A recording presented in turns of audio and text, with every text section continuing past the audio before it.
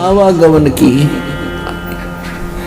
ऊपर जाओ, फिर वहां से अपना हिसाब करा के नीचे आओ, मनुष्य बनो, गधे बनो, कुत्ते बनो, फिर अपना टाइम पूरा करो, फिर जाओ, फिर वहां से नेक्स्ट आदेश हो गधा बनो, फिर जाओ, फिर आदेश बनो कुत्ता बनो, मनुष्य बनो, देवता बनो, फिर राजा बनो, फिर गधा बनो। कहते ये आवागमन की डोर गले में या काल के कर्म की फांसी आपके लगी हुई है, और इसको केवल परमात्मा पूर्ण ब्रह्म सत्य पुरुष कबीर परमेश्वर के अतिरिक्त कोई ऐसा भगवान नहीं है, देव नहीं है जो इस रोग न काट सके।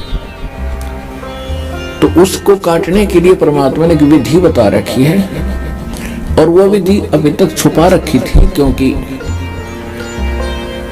परमात्मा का और काल का एक प्रॉमिस हुआ था, अनुबंध हुआ था। इस काल ने कहा था कि 3 युगों में सतयुग त्रेता द्वापर में हे परमात्मा आप थोड़े जीव निकालो, और चौथे युग कलयुग में आपके इतने ही ले जाना। काल को पता था कि कलयुग में इनकी पिछली बैटरी कति डाउन हो जाएगी, पुण्य कर्म कति खत्म हो जाएंगे। सतयुग त्रेता द्वापर में, सतयुग त्रेता द्वापर के अंदर आप रहे हैं, और वो कौन सी आत्मा है जो सतयुग त्रेता द्वापर में सतयुग से शुरू होती है मानव शरीर प्राप्त करके? वो आत्माएं होती हैं जो कभी इस कलयुग के इस समय में, जो आज आपको टाइम मिला है, ये बिचली पीढ़ी का समय यानी मध्य का समय है कलयुग का, सत्य भक्ति का। प्रथम चरण तो कलयुग का था, परमात्मा आए थे, सहस्रीर आए थे, सहस्रीर कबीर परमेश्वर चले गए थे मगर से। अब ये बिचली पीढ़ी है जो अब स्टार्ट हुई, इसमें कंप्लीट कोर्स है भक्ति का, और निरसंशय है, कोई डाउट नहीं, सब प्रमाणित है। अब जो भक्ति करेंगे वो पार हो जाएंगे, मर्यादा में रहेंगे अंतिम सांस तक, वो तो सतलोक चले जाएंगे। फिर क्या होगा, 1000 वर्ष के बाद इस भक्ति में बहुत से ऐसे नालायक काल के दूत घुसेंगे, वो धीरे धीरे इनकी भक्ति खराब करवाना शुरू करेंगे। और उस समय जो सत भक्ति जितने समय वो कर चुके, उसके बाद मार्ग दिशा बदल ली, उनके साथ क्या बनेगी कि जैसे पुण्यात्मा एक श्वास के मंत्र का जो इस दास से प्राप्त करके आप एक श्वास भी मंत्र का ले लेते हो सतनाम का, वैसे तो प्रथम मंत्र से ही आपकी गजब की कमाई शुरू हो जाती है, बहुत ज्यादा बन जाती है। और यदि सतनाम का मंत्र भी आपने साल 2 साल 3 साल 4 वर्ष कर लिया और सारनाम ना भी मिला, तो भी आपकी ढेर सारी कमाई बन जाती है। और फिर काल क्या करेगा, क्योंकि आपके पुण्य तो वो देगा, उसने तो ऊपर होटल बना रखे हैं, स्वर्ग महास्वर्ग में, और ज्यादा टैक्स लेता है वो आपसे, आपके पुण्यों से, कहीं 20%, 25%, कहीं पर 10%, ऐसे उसने अपने टैक्स लगा रखे। और जो खर्चा आप खाते हो वो अलग है, वो तो आपकी पूंजी से होगा, तो आपको स्वर्ग महास्वर्ग में रख देता है, और वहां आपके पुण्य आपके साथ होते हैं। जब महास्वर्ग के अंदर आपके पुण्य खत्म हुए, उसके बाद स्वर्ग में ले आता है, नीचे एक अलग से एक स्वर्ग है, उस महास्वर्ग से अन्य जो कॉमन स्वर्ग है, उसमें भी जब आपके पुण्य खत्म हो जाते हैं, फिर आपको पृथ्वी पर डाल देता है। तो वो पुण्यात्मा इतना समय वहां रहती है स्वर्ग में, महास्वर्ग में, फिर उनको सतयुग में प्रारंभ में जन्म देता है। इस भक्ति युग में की हुई भक्ति उनकी इतनी प्रबल हो जाती है कि फिर वो सतयुग में प्रथम जन्म लेते हैं। उनकी फिर भी इतनी भक्ति होती है, क्योंकि सतयुग में लाखों वर्ष का जीवन होता है, एक का जीवन पूरा करते इतने 1-2 जीवन में वो सतयुग पूरा हो जाता है। फिर त्रेता में आते हो आप वही हो जो पहले भक्ति लगे थे, लेकिन आप फिसल गए, आप रिपट गए, विचलित हो गए किसी कारण से। और परमात्मा का विधान है, जो जन मेरी शरण है ताका हूं मैं दास, और गेल गेल लाग गया फिरों जब तक धरती आकाश। एक बार इस सच्चे नाम से आज कोई जुड़ जाएगा। आज उसने नाम ले लिया, कितना रोगी है और चाहे उसकी कल मृत्यु हो जा, नाम लेते भी हो जा, तो अभी परमात्मा अपनी बही में लिख लेगा उस आत्मा को कि मेरी होगी। अपने आत्माओं हमने असंख्य जन्म बर्बाद कर दिए, असंख्य जन्म मनुष्य के खो चुके हो आप। ये पहला शरीर नहीं जागा जो आज आपका जाने वाला है, मान ले कभी भी। ये तो असंख्य बर्बाद हो गई। तो कपड़े हैं, कुर्ते पजामे हैं, तो आपकी शरीर बॉडी उभरेगा। और इस नाम के लेते ही आपके कई सैकड़ों कुर्ते पजामे खूटियां व अलमारी में रख दिए जाते हैं। मनुष्य आज आपको नाम लेते ही और चाहे अगले पल मृत्यु हो जाती है।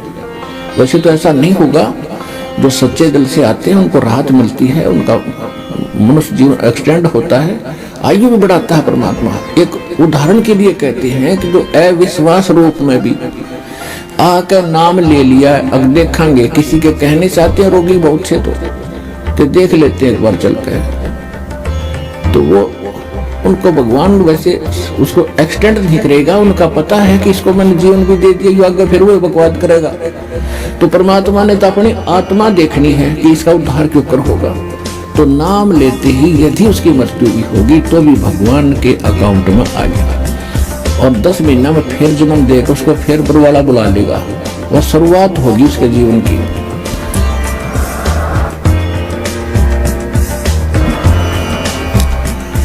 तो यहाँ आने वाले व्यक्ति को हानि कति नहीं है, और कति ज्ञान सुनकर समर्पित होगा होगे तो आपकी कैंसर का बाप भी ठीक हो जा। भगवान किसे कहते हैं? वाह भाई वाह। यहाँ पर कम से कम लाखों भक्तों के कैंसर तक के रोग ठीक हो चुके हैं, जिन समर्पित भाव से परमात्मा पर विश्वास करके नाम लिया और मर्यादा निभाई। क्योंकि दुखी आदमी मर्यादा खूब निभाता है, सुखी तक गड़बड़ कर देता है, समाज को गणा देखे। उसने तो अपनी जान दिखाई देती है तो उस पर जल्दी राजी हो है भगवान, जल्दी प्रसन्न होता है, उसका जीवन भी बढ़ाएगा और उसको रोग से मुक्त भी करेगा। लेकिन करेगा अपने हिसाब से, उसकी नीत देख के कि आगे कहीं और गड़बड़ ना कर देगी। तो कहने का भाव है, जो प्रसंग हमारा उसी पढ़ाते हैं। तो परमात्मा से जो हम मांगते हैं वो यही मांगनी चाहिए कि साईं इतना दीजिए जा मैं कुटुंब सुमावे, हम भी भूखे ना रहें और अतिथि न भूखा जाए।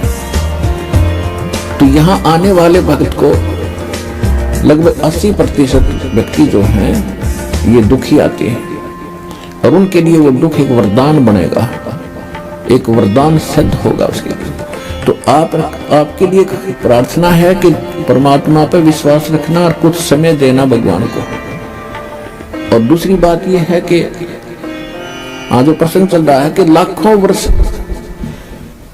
सतयुग में आपने लाख वर्ष का जीवन भी प्राप्त हुआ, और वो भी थोड़ा लग गया, मरने लगे जब ने सोची और भी भगवान थोड़ा सा समय दे दे। त्रेता में हजारों वर्ष का रहा, द्वापर में भी 800-900 वर्ष तक जीवन रहा है जीव का, और कलयुग में अब 60-70-80 वर्ष हम मुश्किल से जी पाते हैं, 90 वर्ष हद कोई पकड़े मुश्किल थे। अरे इसको ये तो थोड़ा मानना है कोई बड़ी बात नहीं, हमने लाख वर्ष का भी जीवन थोड़ा माना और वो भी अंत हुआ। ये जीवन तो अंत होगा ही होगा, ये तो फाइनल समझ लो। तो आपने पता है इस बात का, लेकिन मरना हम चाहते नहीं, वो बात अलग है कि अभी नहीं, अभी नहीं। जो मर चुके हैं वो भी ये सोचा करते अभी नहीं। कति स्वस्थ व्यक्ति और खूब फैक्ट्री लाग रही, लाखों करोड़ों अरबों रुपए की कमी नहीं, अपने ही हेलीकॉप्टर से मृत्यु को प्राप्त हो गया एक्सीडेंट होने से, और अब क्या बनेगा? गधा बनकर घूम रहा होगा। मर तो वो भी गया, या मृत्यु कोई अचंभा नहीं है, ये तो यूनिवर्सल ट्रूथ है। लेकिन इस मृत्यु को से बचने के लिए अब तरीका है, मालिक की शरण में आओ। सत्संग से सोधी आवे, नहीं जीव 84 में जावे। सत्संग से सोधी आवे, नहीं जीव 84 में जावे। अब मेटो द्वेष और राग हो राग, या उम्र बतेरी जाली। अब मेटो द्वेष और राग हो राग, या उम्र बतेरी जाली। परमात्मा हमें याद दिलाते हैं, अगम निगम को खोज ले, बुद्धि विवेक विचारे। उदय अस्त का राज मिले, तो बिन नाम बिगारे। अपने आत्मा हम तो ये सोचते हैं कि हमें कोई अच्छी पोस्ट मिल जाए, हमें कोई अच्छा राज पद प्राप्त हो जाए, एमएलए, एमपी, मंत्री, मुख्यमंत्री, प्रधानमंत्री, राष्ट्रपति बन जावा। अब परमात्मा हमें क्या याद दिलाते हैं कि जिस वस्तु की तुम चाह कर रहे हो, ये मनुष्य जीवन की चाह नहीं है। ये तो बालकों का खिलौने हैं, बच्चों की चाह है, इस टाइप की, भक्तों की इच्छा नहीं होती। उसके साथ साथ आप जी ने इसको गहराई से विचार करना होगा, सोचना होगा। जैसे एक पोलैंड देश का पूरा कैबिनेट, पूरा मंत्रिमंडल, जिसमें 96 व्यक्ति थे, एक जहाज में बैठ के, और किसी और अन्य मंत्री कोई मर गया था, उसका शोक व्यक्त करना थे, मुंह काट जावा थे उसकी, और वो उनका वायुयान दुर्घटनाग्रस्त हो गया। 96 के 96 मर गए, जिसमें से 85 तो वो मंत्रिमंडल के सदस्य थे, बाकी वो जहाज वाले कुछ एक दो होंगे। अब उनकी कितनी इच्छाएं होंगी, उन्होंने क्या क्या योजनाएं बना रखी होंगी। परमात्मा कहते हैं, जो काम करने का था उसने स्टार्ट भी ना करते इन बकवादों में जीवन खो दिया, मनुष्य जीवन। आप यहां देखते हो, एक बार हरियाणा के एक मंत्रिमंडल ने शपथ ली, उसके 2 मंत्री एक ही हेलीकॉप्टर में दुर्घटनाग्रस्त हो गए। शपथ ली थी, 2-4-10 दिन हुए थे बनाने और खत्म हुए। ऐसे ही एक मुख्यमंत्री आंध्र प्रदेश का, एक अरुणाचल प्रदेश का, हेलीकॉप्टर में जा रहे थे। आगे उनकी इंतजार में, उनके स्वागत में, उनका माला डालने के लिए लोग खड़े थे अपने स्वार्थवश, और वो दुर्घटनाग्रस्त हो गए। एक की तो 3 दिन में लाश मिली थी, और एक की 1 हफ्ते में गिद्दड़ घसीटे थे उन्हें। पुणात्मा, इस तत्व ज्ञान से आपके हृदय में केवल भगवान शेष रह जाएगा, जो ज्ञान ध्यान से सुनोगे तो। ये काम करने के मनुष्य जीवन के, अब हम एक परमात्मा से दूर होकर तत्व ज्ञान के अभाव से उस गोबर के भूंड की तरह इस माया रूपी गोबर को इकट्ठा करने में लगे रहते हैं, और रास्ते में हमारी मृत्यु हो जाती है। जैसे गोबर के भूंड होते हैं, देखे होंगे खेतों में, भैंस गाय गोबर चोच कर देती है, गोबर कर देती है, और वो दोनों भूंड और भूंडनी, व पति पत्नी, उस सारे गोबर ने इकट्ठा कर और बिल में ठोक लेंगे, गोड़ी बना बना के उसको ऊपर कर रेत लगा के, कोई पिछाड़ ना ले के रखा है छुपा के, और ऐसे ढोते ढोते मर जाते हैं पशु के पैर तले आके, वो गोबर वही रह जाता धरा धरा। तो ये माया जोड़ जोड़ के बैंक भर दिए, अरे गधा बन के सैर सपट्टे करते करेंगे, जिनके पैसे लिए ये जैसे राजा लोग हैं, मंत्री है, मुख्यमंत्री, अन्य मंत्री, या कोई राजपद पर बैठे हैं, कर्मचारी अधिकारी हैं, ये जनता के टैक्स से मौज मार रहे हैं और कर लगा रखा जनता पे, जिसमें गरीब आदमी पे अपन 10 नौहों की कमाई से कुछ करता है, वो भी टैक्स में जाता है, और उस पर ये मौज करते हैं। जो इनका कर्तव्य बनता है उसको भूल कर ये भी केवल अपने ही स्वार्थ में, अपने ही उदर पूर्ति में लगे रहते हैं, जिस कारण से इनको प्रत्येक का कन कन देना पड़ेगा। किसी का गधा बनेगा, किसी का बैल बनेगा, किसी की भैंस बनेगी, गाय बनेगा। परमात्मा कहते तुमने उस दरगाह का मैल नहीं देखा, और धर्मराज के तिल तिल का लेखा। जैसे एक गवर्नर था पंजाब और हिमाचल का, वो ज्वाइंट यानी 2 चार्ज थे उसके ऊपर, 2 का गवर्नर था अकेला। वो रिटायरमेंट पे था, 1-2 वर्ष रह गए थे। उसने सोचा पहाड़ी क्षेत्र में हिली स्टेशन पर बहुत बड़ा बंगला बनाऊंगा और बुढ़ापे में वहां ठाठ से रहा करूंगा, शुद्ध वायु होगी, सैर सपट्टे वहां कराया करूंगा। उस उद्देश्य से 3 करोड़ रुपये लेकर हेलीकॉप्टर में वहां के कोई अच्छे बड़े प्लाट का, बड़े जमीन का वो रजिस्ट्री कराने चला था। 3 करोड़ रुपये उसने हेलीकॉप्टर में रख रखे थे।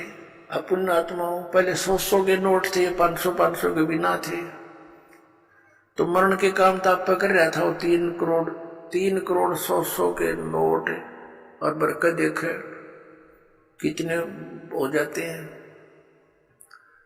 तो वो दुर्घटनाग्रस्त हो गया वो हेलीकॉप्टर। उसका परिवार भी साथ में था, एक बालक बच्चा था, लड़का। वो पहाड़ियों पर मर गया पड़ के। और वो नोट उड़ते फिरे, वो बकरी खावा उनने, फिर वो आकर जो भेड़ बकरी चला रहे थे वो उठा ले गए गडरिए। फिर उनको फिर क्या देखा कि उसका जो अपना रेजिडेंस था वहां उसने तय खाना बना रखा और उसमें 40 करोड़ रुपया दे रखा।